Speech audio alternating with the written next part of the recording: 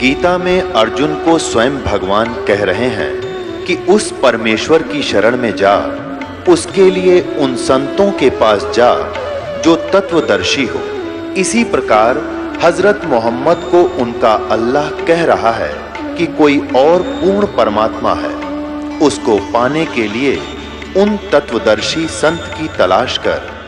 वो प्रभु कौन है, ये जानने के लिए कृपया अवश्य सुनिए जगत गुरु तत्वदर्शी संत रामपाल जी महाराज के अमृत वचन। एक बार एक बहन हमारी जो नाम ले रखा था, उसके पड़ोस में एक माई कहने लगी, बेबे मैंने एक गुरु बनाना है, मैंने गुरु बता बढ़िया सा। तो वो कहने लगी, आप हमारे गुरु जी से नाम ले लो, करोथा चालो, रोहतक की थी वह। बोले ठीक से, मैं नाम दिवाला।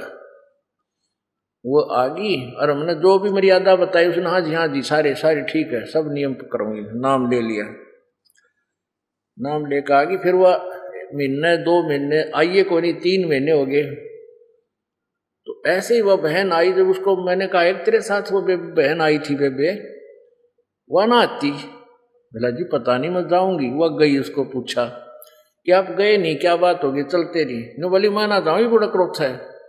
क्यों? बोला मन तक गुरु बनाना था, बना लिया। नो सुना है गुरु बिन मोक्ष ना होता, गुरु बन गया। अनु बोली तो सारी पूजा करे, पूजा की करूंगी, गुरु बनाना था मनता है। बताइए नकड़े ती समझावे, कहाँ तक बुद्धि ठावे इनकी। इतने इन नकली गुरुओं ने, नकली सिद्धांतों ने इतना बिगाड़ दिया मानव समाज। गुरुआ गांव बिगाड़े, संतो गुरुआ गांव बिगाड़े, और ऐसे कर्म जीव कहला दिए, ईव जड़े नहीं जाड़े। अब परमात्मा हमें क्या बताते थे?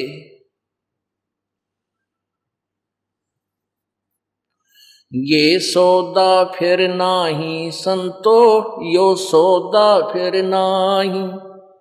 ये सौदा फिर नाही रे संतो, यो सौदा फिर नाही। लोहे जैसा ताव जात है, लोहे जैसा ताव जात है, काया दे सराही रे संतो, यो सौदा फिर नाही। यो सौदा फिर नाही रे संतो, यो सौदा फिर नाही। यो सौदा फिर नाही रे संतो। 3 लोक और भवन चतुर्दश, 3 लोक और भवन चतुर्दश, सब जग सौदे आई रे संतो, ये सौदा फिर नाही। यो सौदा फिर नाही रे संतो, यो सौदा फिर नाही। दुगने तिगने किए चौगने, दुगने तिगने किए चौगने, किन्हू मूल गवाई रे संतो, यो सौदा फिर नाही। यो सौदा फिर नाही रे संतो, ये सौदा फिर नाही। उस दरगाह में मार पड़ेगी, उस दरगाह में मार पड़ेगी, जम पकड़ेंगे बाही रे संतो, यो सौदा फिर नाही। यो सौदा फिर नाही रे संतो, यो सौदा फिर नाही। जा दिन की मोहे डरनी लागे, जा दिन की मोहे डरनी लागे, लज्जा रे अकनाही रे संतो, ये सौदा फिर नाही। यो सौदा फिर नाही रे संतो, यो सौदा फिर नाही। नर नारायण देह पाय के, नर नारायण देह पाय के, तू फेर 84 जाई रे संतो, ये सौदा फिर नाही। यो सौदा फिर नाही रे संतो, यो सौदा फिर नाही। जा सतगुरु की मैं बलिहारी, जा सतगुरु की मैं बलिहारी, जो जामन मरण मिटाई रे संतो, ये सौदा फिर नाही। यो सौदा फिर नाही रे संतो, यो सौदा फिर नाही। यो सौद कुल परिवार तेरा सकल कबीला, कुल परिवार तेरा सकल कबीला, मसलत एक ठराही रे संतो, यो सौदा फिर नाही। यो सौदा फिर नाही रे संतो, ये सौदा फिर नाही। बांध पिंजड़ी आगे धर लिया, बांध पिंजड़ी आगे धर लिया, फिर मरघट को ले जाही रे संतो, यो सौदा फिर नाही। यो सौदा फिर नाही रे संतो, यो सौदा फिर नाही। अग्नि लगा दिया जद लंबा, अग्नि लगा दिया जद लंबा, फूक दिया उस ठाई रे संतो, यो सौदा फिर नाही। यो सौदा फिर नाही रे संतो, यो सौदा फिर नाही। वेद बांध फिर पंडित आए, पुराण बांध फिर पंडित आए, पीछे गरुड़ पढ़ाई रे संतो, यो सौदा फिर नाही। यो सौदा फिर नाही रे संतो, यो सौदा फिर नाही। नरसेती तू पशुआ की जय, नरसेती तू पशुआ की जय, गद्दा बैल बनाई रे संतो, ये सौदा फिर नाही। यो सौदा फिर नाही रे संतो, यो सौदा फिर नाही। ये 56 भोग कहाँ मन बोरे, 56 भोग कहाँ मन बोरे, कित कुरडी चरणे जाई रे संतो, यो सौदा फिर नाही। यो सौदा फिर नाही रे संतो, यो सौदा फिर नाही। प्रेत शिला पे जाए विराजे, प्रेत शिला पे जा विराजे, पितरों पिंड भराई रे संतो, यो सौदा फिर नाही। यो सौदा फिर नाही रे संतो, यो सौदा फिर नाही। बहुर श्राद्ध खान को आए, बहुर श्राद्ध खान को आए, फिर काग वहे कलमाई रे संतो, यो सौदा फिर नाही। यो सौदा फिर नाही रे संतो, यो सौदा फिर नाही। जय सतगुरु की संगत करते, जय सतगुरु की संगत करते, ये सकल कर्म कट जाई रे संतो, यो सौदा फिर नाही। यो सौदा फिर नाही रे संतो, यो सौदा फिर नाही। अमरपुरी पर आसन होते, अमरपुरी पर आसन होते, जहां धूप ना छाही रे संतो, यो सौदा फिर नाही। यो सौदा फिर नाही रे संतो, यो सौदा फिर नाही। सुरत नरत मन पवन पियाना, सुरत नरत मन पवन पियाना, शब्द शब्द समाई रे संतो, यो सौदा फिर नाही। यो सौदा फिर नाही रे संतो, यो सौदा फिर नाही। गरीबदास गलतान महल में, गरीबदास गलतान महल में, मिले कबीर गोसाई रे संतो, यो सौदा फिर नाही। पुणात्माओं, ये वो औषधि है जो आपके जन्म और मृत्यु के रोग को काटेगी। पुणात्माओं, इस परमात्मा के वचनों को बहुत ही ध्यानपूर्वक सुनना चाहिए। अब क्या बताते हैं? जैसे मोती ओस का ऐसी तेरी आवे, गरीबदास कर बंदगी बहुर न ऐसा दाव। जैसे मोती ओस का ऐसी तेरी आव, ऐसी स्थिति है आप जी की,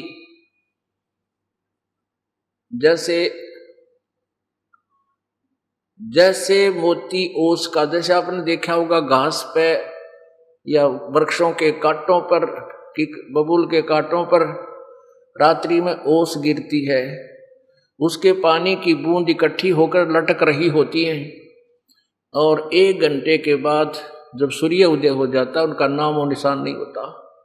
तो आज आपकी स्थिति परमात्मा ऐसी बता रहे हैं कि जैसे ओस का मोती,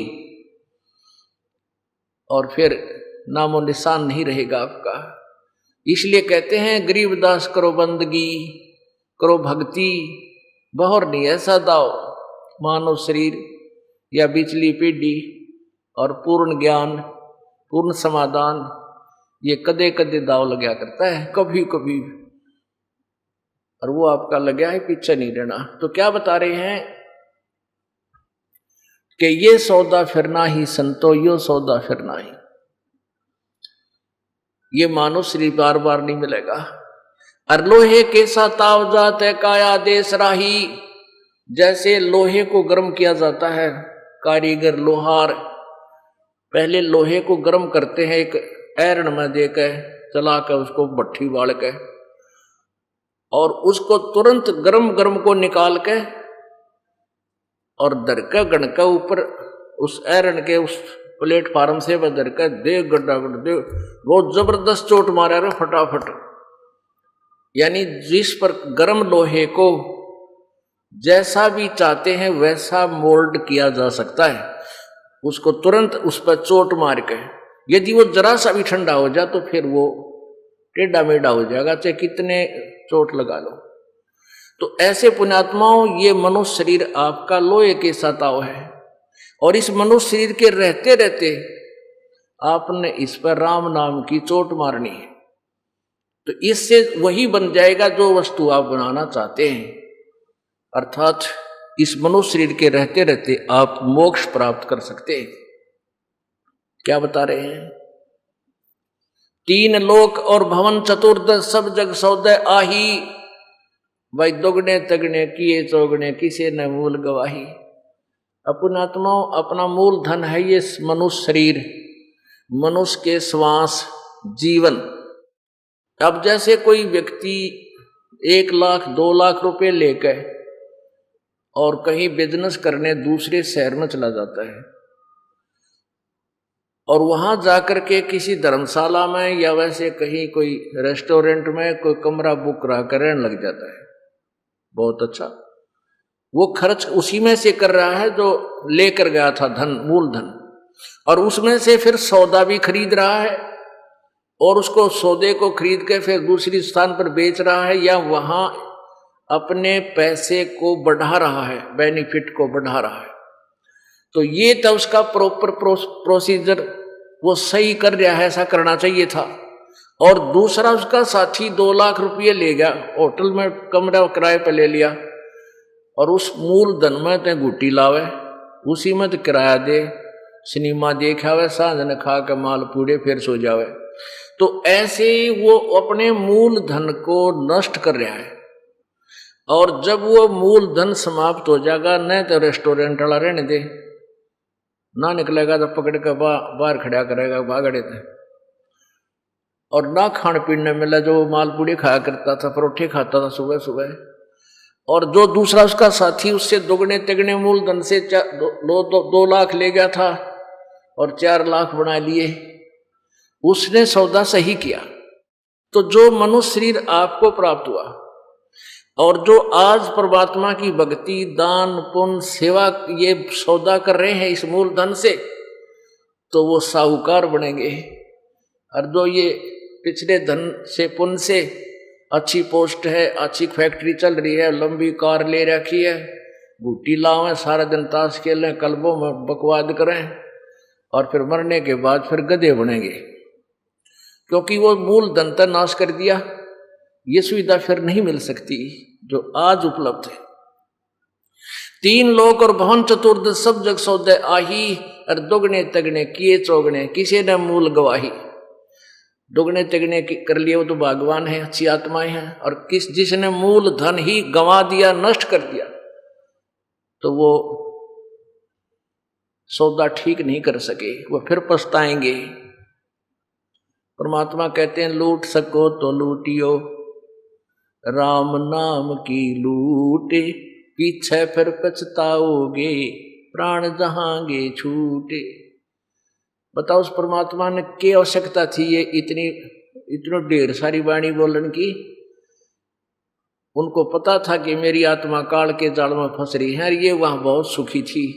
आज ही नंदिन की बुद्धि भ्रष्ट कर दी, इस काल ने झूठा लालच देकर, ये तेरा बेटा है या तेरी बेटी, ये तेरी कार या तेरी कोठी, और 1 मिनट में मृत्यु हो जा। कहाँ गई वो बेटा और बेटी, कहाँ वो कार और कोठी? कहते हैं, दृष्टि पड़े सो धोखा रे, खंड पिंड ब्रह्मांड चलेंगे, थिर न रहसी लोकारे। तो हमने इससे, जब तक ये हमारे श्वास शेष है, ये समझ लो कि हम परिवार में रह रहे हैं, हम सफर हैं, जैसे ट्रेन में बैठे जा रहे हैं, किसी ने कहीं उतरना है, किसी ने कहीं उतरना है, किसी ने कहीं उतरना है। तो जब तक शिष्ट व्यक्ति, अच्छे पुण्यात्मा उस कंपार्टमेंट में बैठे हैं, कोई वृद्ध है, कोई बीमार है, कोई असहाय है, उनकी मदद करते हैं। वो कहते हैं, माता जी चाय लाऊं? चाय लाते हैं, भाई ला दे। माता, फिर कोई ऐसा है कि चलो तुझे पेशाब करवा लाऊं बच्चे को, उसको उठा कर ले जाते हैं। यानी कितनी आपस में मदद करते हैं, कितने शिष्टाचार से रहते हैं। तो ऐसे हमारा एक सफर है ये जीवन का।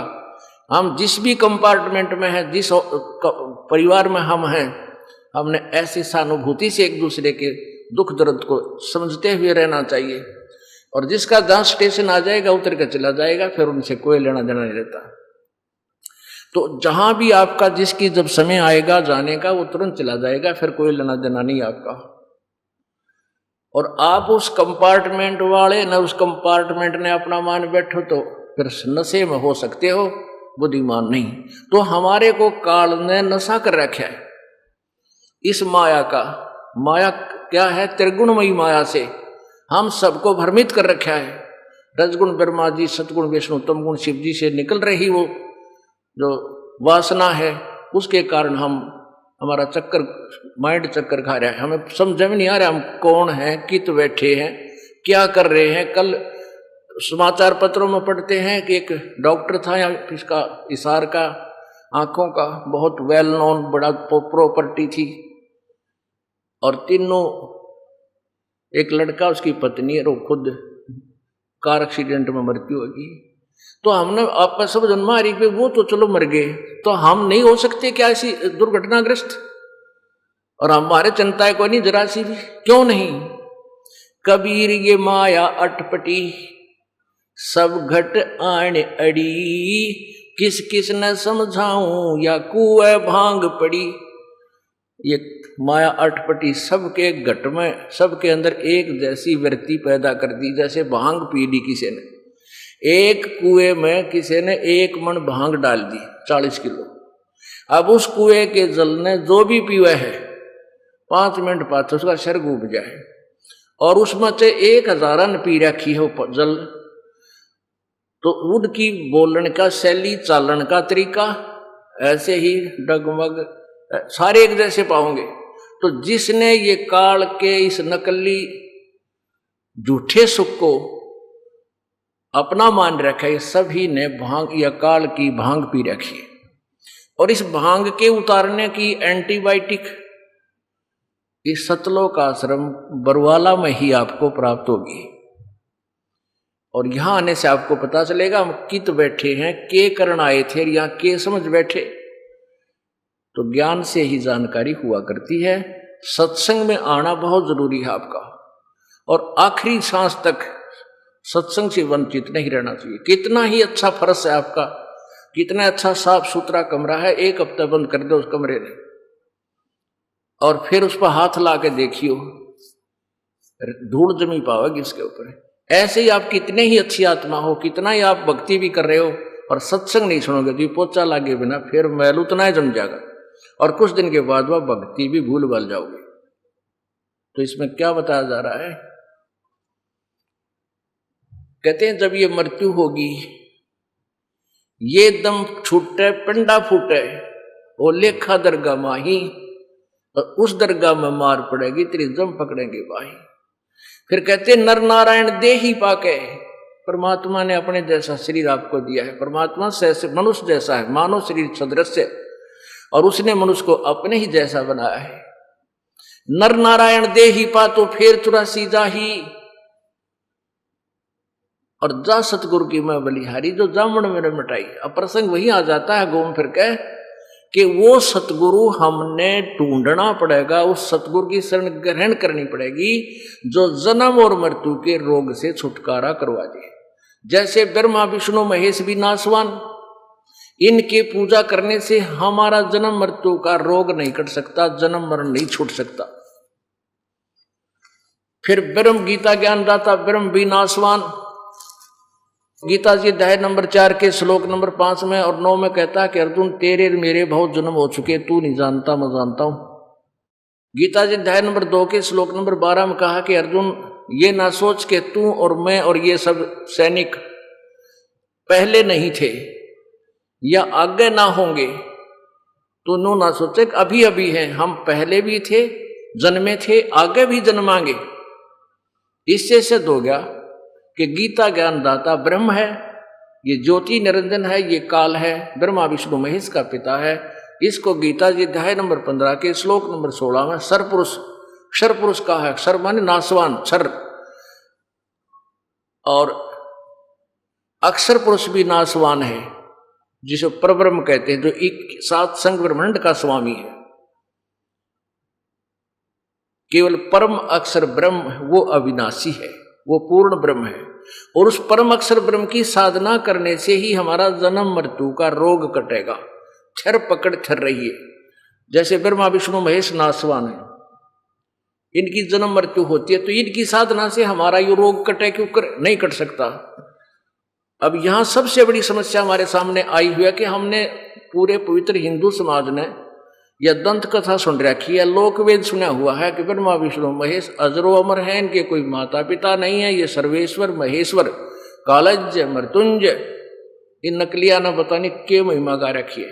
अब जो इनकी जीवनी में लिखा है वो फाइनल है, वही हमने मानना चाहिए। गीता जी अध्याय नंबर 16 के श्लोक नंबर 24 में कहा कि अर्जुन, जो 23 में तुझे बताया है कि शास्त्र विधि को त्याग कर जो मनमाना आचरण करते हैं उनको कोई लाभ नहीं होता, ना उनकी गति होती, ना उनको सुख होता, ना उनके जो ना कार्य सिद्ध होता, कोई सिद्धि नहीं होती। इसलिए 16 में अध्याय के 24वें श्लोक में कहा है कि जो सदग्रंथों में लिखा है उनको तो सत्य मानना, किसी के लोक वेद पर आश्रित मत होना।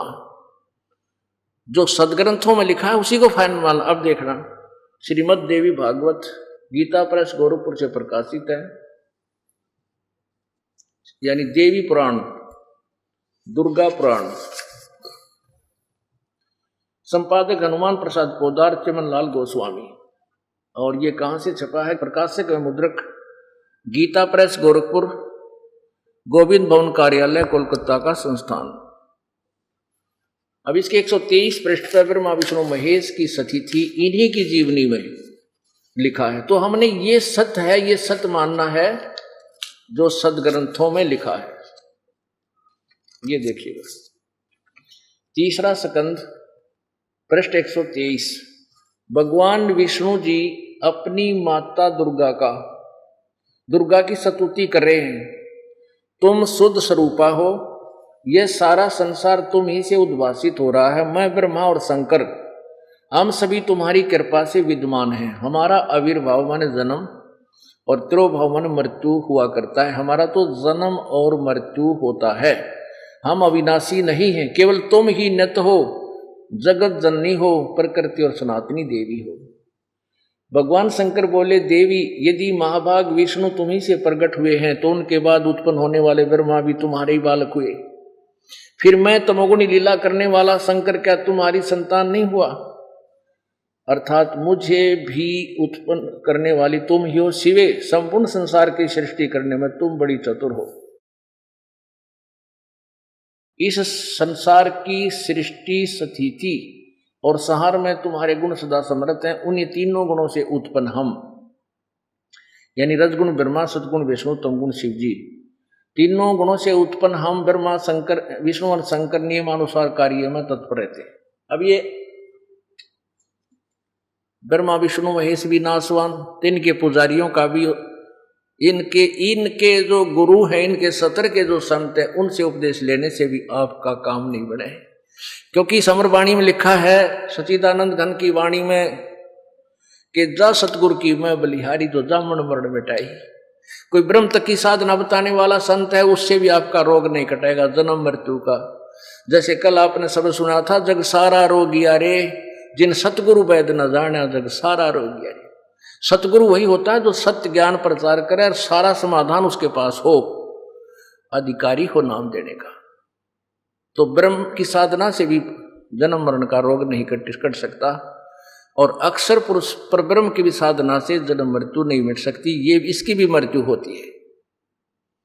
केवल एक परम अक्षर ब्रह्म है। गीता जी अध्याय नंबर 15 के श्लोक नंबर 16-17 में ये कंसेप्ट कति क्लियर कर रखा है।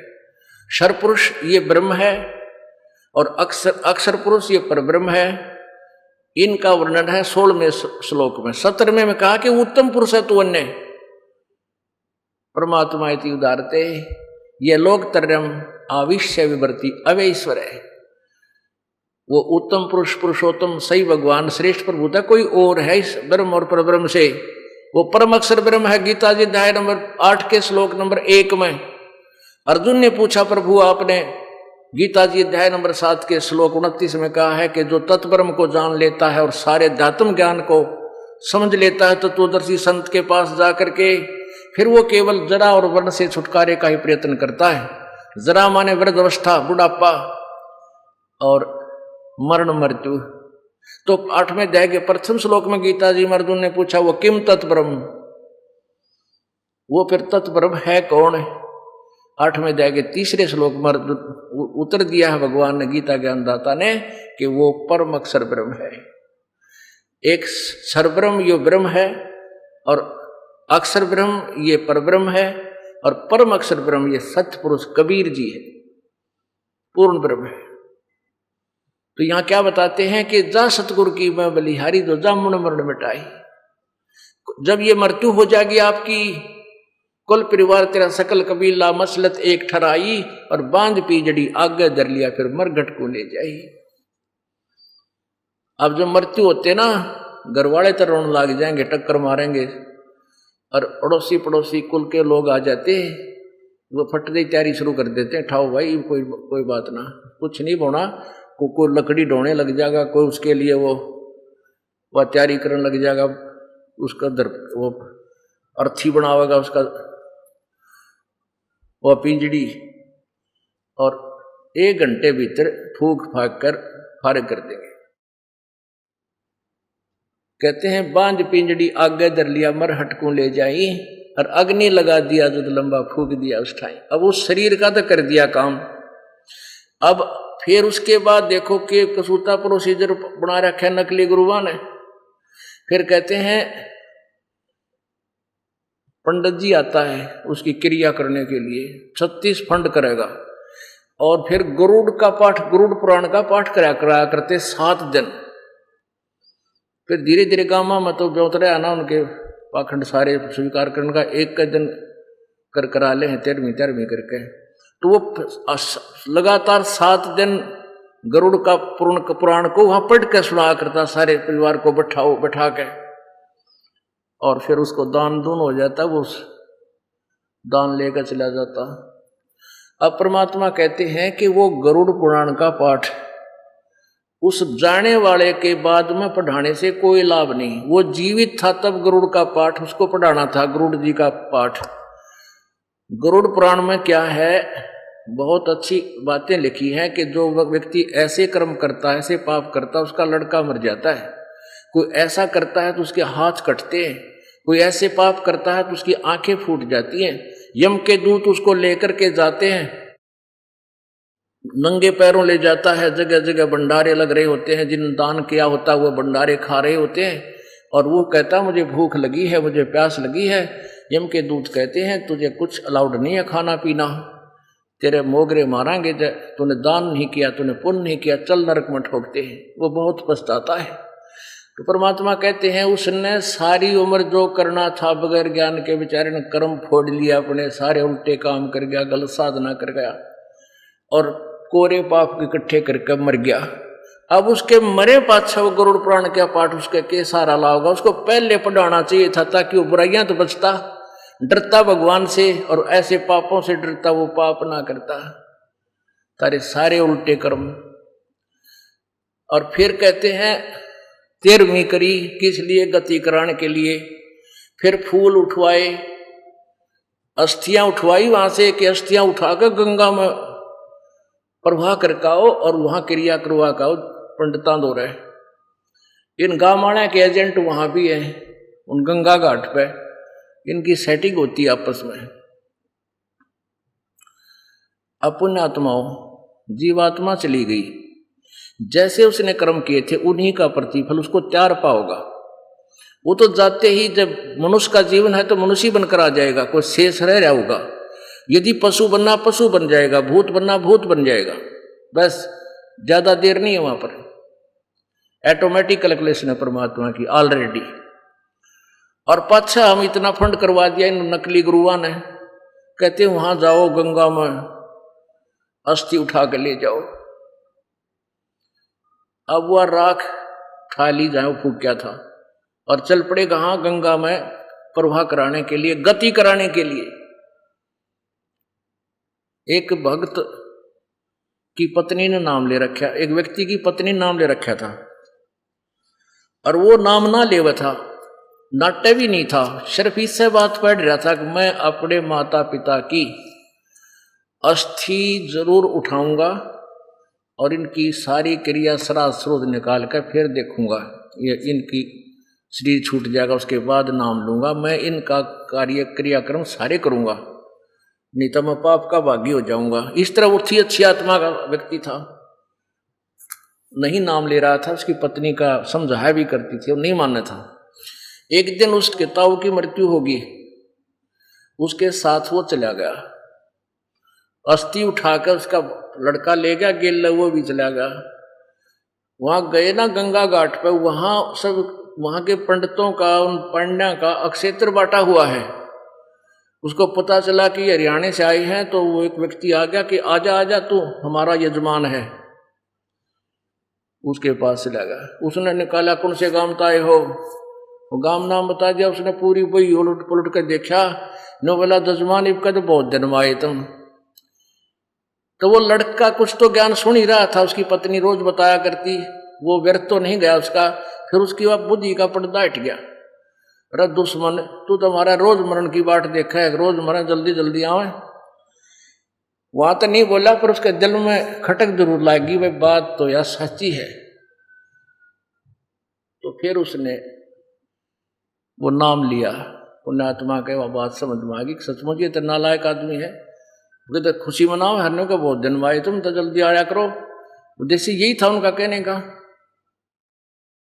फिर 13वीं करते गति कराने के लिए, 13वीं पाछे फिर के कहेंगे श्राद्ध निकालो। पहले तो घने पंडित थे, आए महीने पंडित जी आया करता, आए महीने महीना, फिर 6 माही करते, फिर बरसी करते, और बरसी करके फिर एक और पंगा पा देने के भी इसके श्राद्ध निकालो। आसुज के महीने में जिस तारीख को, जिस तिथि को मेरा था 8वें या 6वें, वो 16 दिन सिलेक्ट करा के अमावस्या से लेकर पूर्णमासी तक, उनमें से एक दिन जिस दिन वो मेरा था उस दिन फिर श्राद्ध निकालो। अब पुण्यात्माओं, एक दिन श्राद्ध निकाल दिया एक वर्ष में, और वो क्या करते हैं कि उस श्राद्ध निकाल के और ऊपर रख देते, थोड़ा सा कि छत पर रख दो, हो सकता तुम्हारा पिता कौवा बन गया हो, भोग लग जाएगा। अब ऊपर छत पर माल धर दे, कौवा तो आना ही है, तुरंत आ लेगा वो तो, कोई न कोई एक क्या कई आ जाएंगे फिर तो कौवे ने भोजन खाया ना, और श्राद्ध इनका सफल ने बोला, देखा ना श्राद्ध सफल हो गया। अब घर कर किसी के कौवा ना पाओ ना, ठाया अंडा ने वो कौवा ने खुआ खाओ, तुम्हारा पिता जो है ना हो सकता कौवा बन गया हो। अरे थरा गजब हो, गति कराने लगे थे, पिताजी कौवा बना के छोड़ दिया। गुरुआ गांव बिगाड़े संतो गुरुआ गांव बिगाड़े, इसे कर्म जीव का लाजिए, ईब जड़े नहीं जाड़े। क्या बताते हैं, बोर श्राद्ध खान को आए, काग वहे कलवाही, प्रेत शिला पैजा बिराजे पितरों पिंड भराई, और बोर श्राद्ध खान को आए, काग वहे कलवाही।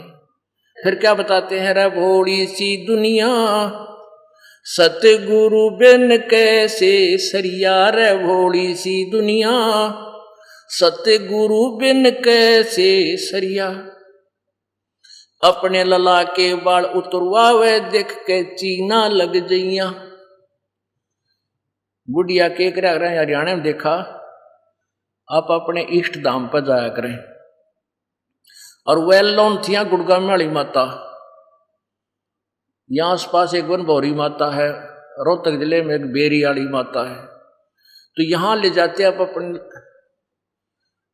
बेटा या बेटी, छोटा सा बालक होता है, तो बुढ़िया जाया करे गेल बहू के, क्यों वह ट्रेंड होती है ना, सारे काम मामा का पहले निकल रही हो है, और गेल उस पोते ने ले जाएगी बाल उतरवाने के लिए। पहले सुच्चे बाल जो होते हैं जन्म के, कहते हैं अपने माता का चढ़ावांगे, माता राजी हो जाएगी। तो वहां जाती है, नाई बैठा होता है, नाई को कहती है बुढ़िया, देख रहे नाई के भाई धीरे धीरे कहती चलाइए, कदे मेरे बेटे के, मेरे लला के, कैंची ना लाग जा दर्द हो जा, कच्चा सिर से भाई, कच्चा सिर है, धीरे धीरे लगाना। तो वहां तो इतने नाई काटा, इतने 20 बार बोला बुढ़िया, देख रहे सहज सहज कदे कैंची लग जा।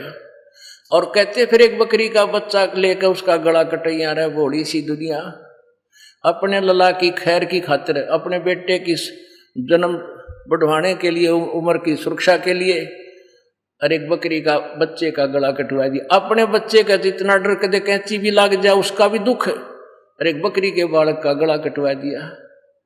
भगवान राजी होगा तेरे ऊपर नालायक। अब क्या करते हैं, वहां बहुत जल्दी होती है, भीड़ बहुत हो जाती है, नाई थोड़े से होते हैं। तो बुढ़िया क्या गिले भाई जल्दी काट जल्दी काट, अरे थोड़े से बाल काट दे बाकी तो मुड़े कटवा लेंगे। अब वो 4 कैंची मार के इतने बाल देते, बार 2 रुपया में कट्टा है तो 5 रुपये लिया करें, घना रेट ले।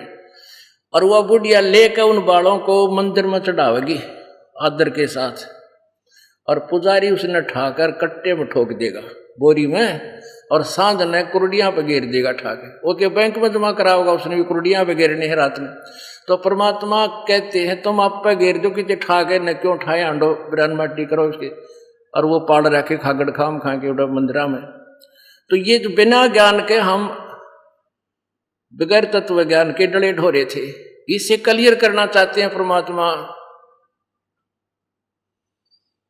रे भोली सी दुनिया सतगुरु बिन कैसे सरिया, रे भोली सी दुनिया सतगुरु बिन कैसे सरिया। अपने लला के बाल उतरवावे देख के चीना लग जइया, अपने लला के बाल उतरवावे देख के चीना लग जइया। एक बकरी का बच्चा लेके उसका गला कटैया, रे भोली सी दुनिया सतगुरु बिन कैसे सरिया। भाई कच्चा पक्का भोजन बना के माता धोकने गैया, उस माता ऊपर कुत्ता मुते वो क्यों ना मर गैया, रे भोली सी दुनिया सतगुरु बिन कैसे सरिया। हमारी दादी माता धो क्या करती, हम छोटे छोटे थे, वहां सारे बाण भाइयां इकट्ठे कर लेंदी हमने, और पूरे तार लेंदी ने काचे पाके। मेरी ताई की ड्यूटी थी वह बनाने की माता के भोजन। मेरी दादी ने कही घाल देन थोड़ी सी, वन कही काचा रह रहा घाल देन काचा, देर हो गए। फिर उन्हें बेरा कुत्ते ने खाना है और माता को सिखाओ थी, पर वो ज्ञान के में था नहीं, वो डले ढोने जरूरी थे।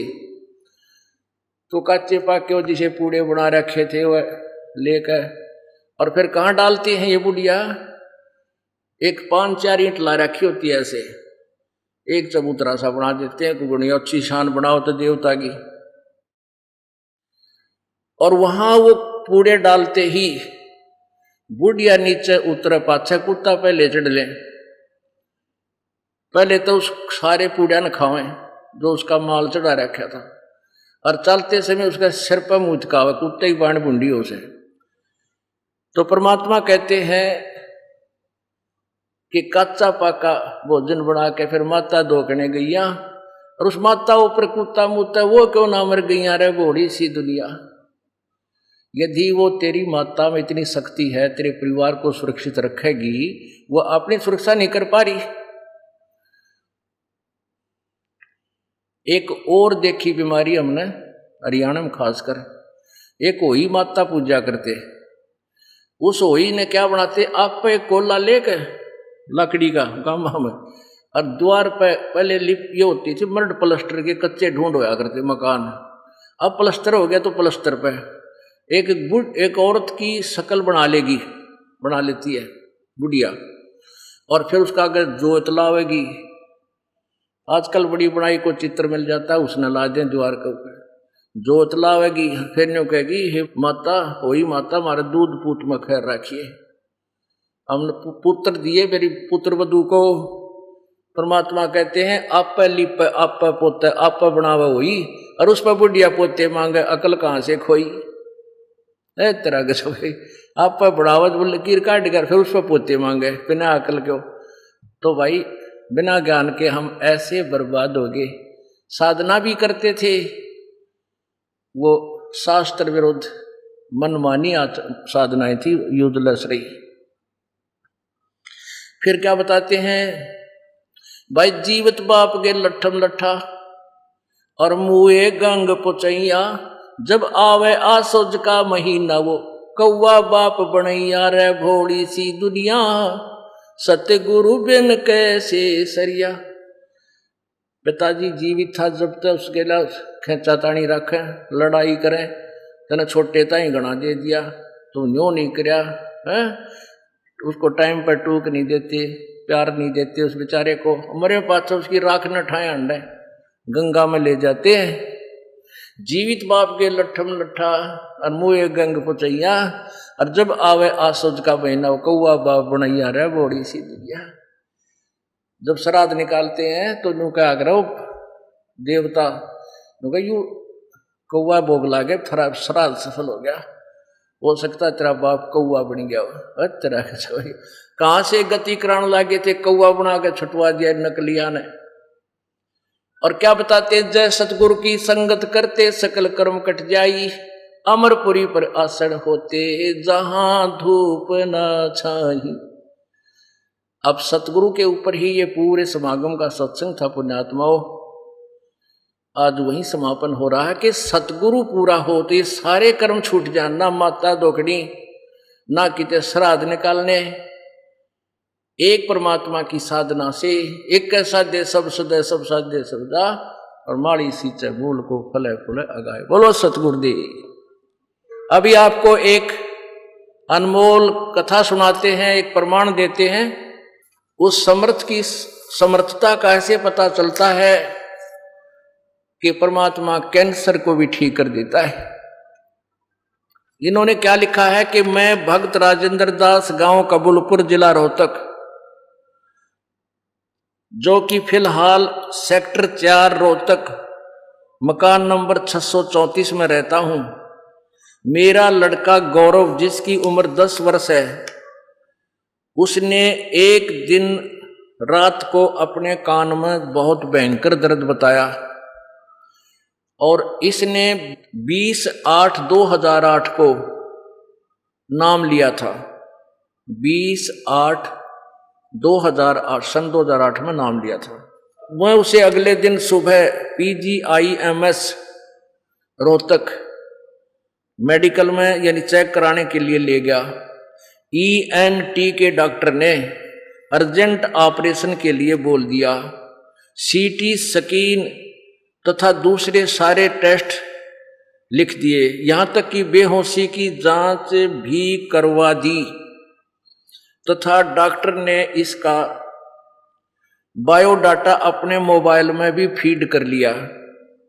ऑपरेशन की डेट आने से पहले ENT के डॉक्टर SPS यादव, जो कि हेड ऑफ द डिपार्टमेंट है, ने इसको कैंसर घोषित कर दिया, सब जांच करके, सब टेस्ट देख के, और बोल दिया कि आप अपने बच्चे को कहीं भी दिखाइए, यहां इसका ऑपरेशन हम नहीं कर सकते। डॉक्टर के मुंह से ये शब्द सुनकर हमारे पांव तले की धरती खिसक गई। मैं और मेरी पत्नी वहीं से रोते हुए चल दिए, क्योंकि यह लड़का हमें 10 साल के बाद प्राप्त हुआ था, शादी के 10 वर्ष के बाद।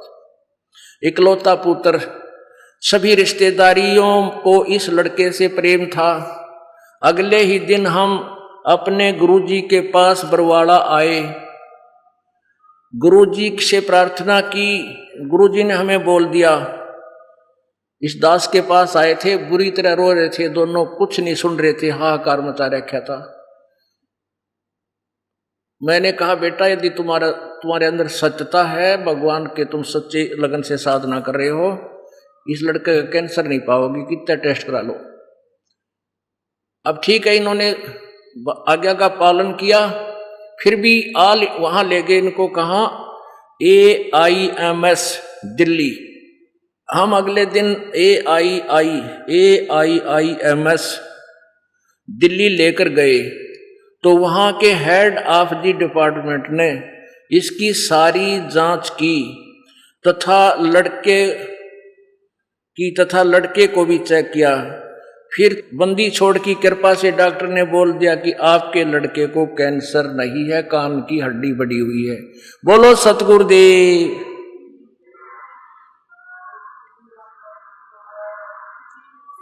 इसका ऑपरेशन अभी नहीं होगा, आप 6 महीने में आकर चेक कराते रहना, ये नॉर्मल है, कोई दिक्कत नहीं। अपनात्माओं आगे देखो, वही बात जो दास ने भी सत्संग में बताई है कि हम सभी देवी देवताओं की पूजा करते थे और विरानमाटियां होती थी। ये क्या कहता है कि मेरे जब इस लड़के को ये कैंसर डिक्लेयर हुई तो हमारे रिश्तेदारों ने सभी ने ये कहा कि तुमने देवी देवता छोड़ दिए और इसलिए थारी विरानमाटी होगी।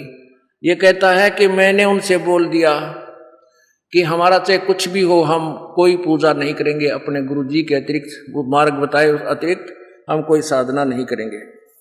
इससे पहले हमारे सभी रिश्तेदार कहते थे कि तुमने अपने देवी देवताओं को छोड़ दिया, अब तुम उनको मान लो। हमारे ऊपर बहुत दबाव आया, बंदी छोड़ की दया से हमने कहा कि सिर्फ हमने सतगुरु तत्वदर्शी संत रामपाल जी महाराज को ही मानेंगे। ऑल इंडिया में जाने के बाद हमारे सभी रिश्तेदार भी को भी यकीन हो गया कि भाई तुम्हारे संत तुम्हारे लिए तो परमात्मा ही है। आज कहते हैं उनको भी यकीन हो गया, जब ये करलाट माच गया था, रोहाराट माच रही थी, अगले दिन खुशी के लहर दौड़ा दी परमात्मा ने। ये दोनों तीनों फिर वापस आए, इनकी खुशी का ठिकाना नहीं था। तो ये वो परमात्मा है भाई। कबीर भगवान कहते संत शरण में आने से आई टले बला, जय मस्तिष्क में सूड़ी होवा काटे में टल जा। के देर लगे दाता ने बीमारी बदलते। ये आपके सामने है भक्त राज सिंह, गांव कबूलपुर, जिला रोहतक, और वर्तमान में ये सेक्टर 4 रोहतक मकान 634 में रहते हैं। ये इनका मोबाइल नंबर है। इन्होंने अपना सारा कुछ एड्रेस दिया है। आप बताओ कुछ। भगत को मैं ज्यादा कुछ तो नहीं कह सकता, लेकिन इस भगत आत्माओं को अपने परमात्मा की पहचान होनी चाहिए। और अगर आज पूर्ण संत है तो रामपाल महाराज के अलावा इस पृथ्वी पर कोई संत नहीं होगा। जय हो बंदी छोड़ की सत साहेब। अब जो मैंने ये घटना सुनाई आपने लिख के दिया, सच्ची है? पूर्ण सत्य है गुरुजी, पूर्ण सत्य। अब ये बोलो सतगुरुदेव देव की जय। ये लड़का, इनका क्या नाम बेटा तेरा? गौरव। गौरव नाम से इस बेटे का 10 साल की उम्र है, इकलौता पुत्र। आज इनके चेहरे की खुशी देखो, और जिस दिन ये आए थे यहाँ दास के पास उस दिन इनका बुरा हाल देखो। तो कहते हैं संत शरण में आने से आई टले बला, जय माथे में सूड़ी हुआ काटे में टल जा। बोलो सतगुरुदेव की जय।